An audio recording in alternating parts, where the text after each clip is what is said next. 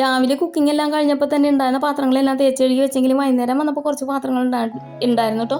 അപ്പോൾ അത് വേഗം തേച്ച് കഴുകി വെച്ചതിന് ശേഷം ഗ്യാസ് തുടച്ച് കൗണ്ടർ ടോപ്പ് എല്ലാം തുടച്ച് വൃത്തിയാക്കി പാലും കാച്ചി ചായ ഉണ്ടാക്കി അരി ഇട്ടു കേട്ടോ. അപ്പോൾ നമ്മുടെ ടേബിൾ ഫാൻ നല്ല പോലെ പൊടി പിടിച്ചിരിക്കുമായിരുന്നു, അതൊന്ന് തുടച്ച് വൃത്തിയാക്കി. പിന്നെ നമ്മുടെ മുറ്റം അടിക്കേണ്ട കാര്യമില്ല, ഫുൾ ടൈലാണ് കേട്ടോ. അപ്പോൾ ജസ്റ്റ് ഒന്ന് അടിച്ചതിന് ശേഷം റൂം എല്ലാം ഒന്ന് അടിച്ച് തുടച്ചു കേട്ടോ.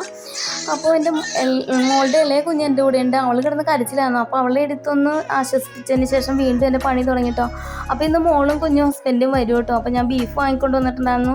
അപ്പോൾ പണിയൊക്കെ കഴിഞ്ഞതിന് ശേഷം ബെഡ്ഷീറ്റ് ഒന്ന് മാറ്റി, പിന്നെ കുളിച്ച് വന്നതിന് ശേഷം കറി ഉണ്ടാക്കിട്ടോ. അപ്പോഴേക്കും മോളും കുഞ്ഞും വന്നു. അപ്പോൾ അവർക്ക് ചായ കൊടുത്തതിന് ശേഷം കറി ഉണ്ടാക്കി. അപ്പോൾ 10 മണിയായപ്പോഴേക്കും കറിയൊക്കെ റെഡിയായി. ഞങ്ങളെല്ലാവരും കൂടി ഊണ് കഴിച്ചതിന് ശേഷം കിടന്നുറങ്ങി. അപ്പോൾ ഇത്രേ ഉള്ളൂ. വീഡിയോ ഇഷ്ടപ്പെട്ട് ലൈക്ക് ചെയ്യണേ, അതുപോലെ ചാനൽ സബ്സ്ക്രൈബ് ചെയ്യാത്തവരുണ്ടെങ്കിൽ ഒന്ന് സബ്സ്ക്രൈബ് ചെയ്ത് സപ്പോർട്ട് ചെയ്യണേ. ബൈ.